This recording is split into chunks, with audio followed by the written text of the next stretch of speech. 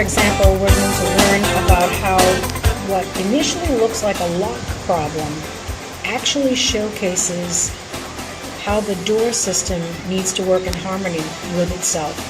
And when it doesn't, what happens? For example, this lock here, it's broken. It's broken on the inside as well. And it's because the people have been yanking on it because the wheel systems are degrading. Now, I can tell that the wheel systems are degrading for two reasons. One, it's really hard to open the door. It doesn't want to move much. But also, if you look at the crack, I've left this crack.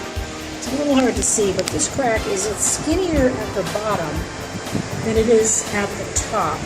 It's probably about, maybe a quarter of an inch fatter at the top than it is at the bottom.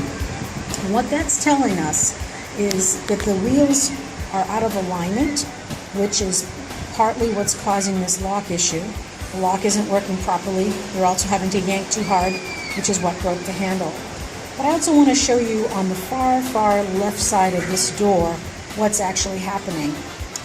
Over here, if we take a look over here, we're going to see that this caulking that's here, it's a little bit hard to see, but this caulking is actually coming away from the wall, okay?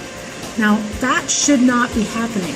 This is to help the door stay weatherized, but it's definitely pulling away from the wall system. What that's telling us is this non-moving panel is being yanked in this direction every single time the door is closed by somebody who's staying in this unit. That's one of the reasons why they're having such problems with the handle and the lock, because this door now being crooked causes that panel over there to be out of alignment, and it makes the lock challenged. The wheels on the other door not working correctly because they have rust and corrosion are what make opening and closing the door hard. But when the door is already crooked, that door over there, it causes this door to be crooked, which causes this kind of a separation. And eventually what will happen is this door, even when the doors are both closed, this will howl in the wind. So you're losing air conditioning and so forth. The other thing I noticed on this door system is that the screw systems, take a look at some of these screw systems. Here's an example of the screw systems. They're all rusted. Now we are right here on the Gulf, so we want to make sure when we're working on a door system that we keep everything as much as we can with stainless steel. Now this door here does have a stainless steel track. I'll show you that. It's an older one. It's called a cap track. And what we'll probably do is replace it with a screw down track to give this door a little more strength. And it is better that it is stainless. That's probably what's been helping this door be as functional as it is. But when we're all done, this thing will move a lot better. So we'll take a look at that.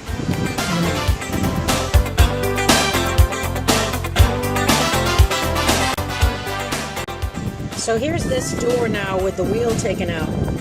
Here's kind of what's left of what is the wheel, and the rest of this stuff are parts and pieces of the wheel. We see a lot of this happening. This particular door doesn't even move, and so it shouldn't even have a wheel in it. And you see how it's fattened this out, and it's actually created a hole.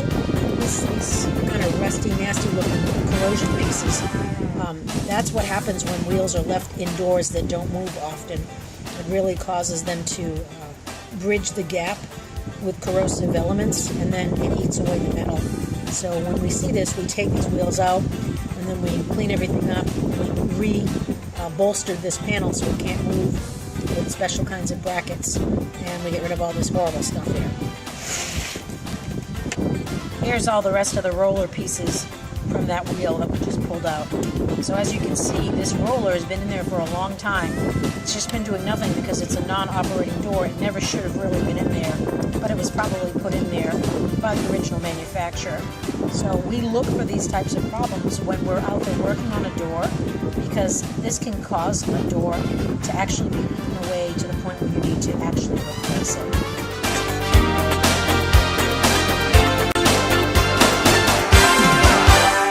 So here we are with the same door. Now it just moves real quiet, nice and smooth. It goes all the way over, it fully engages. It's great. Open it back up. Let's take a look at what we did here down at the track. What we did was we put down a screw down track This screw-down track is made with stainless steel. It kind of caps over the existing track. And you can see on the non-operating track, how corrosion and so forth builds up on it. And this stainless tracking system is going to make a huge difference on the operating door. We use stainless steel screws. You can see those over there. That's going to help. And we put some caulking up underneath this track so we avoid the metal-to-metal touching. So, great job. This will work for a long, long time.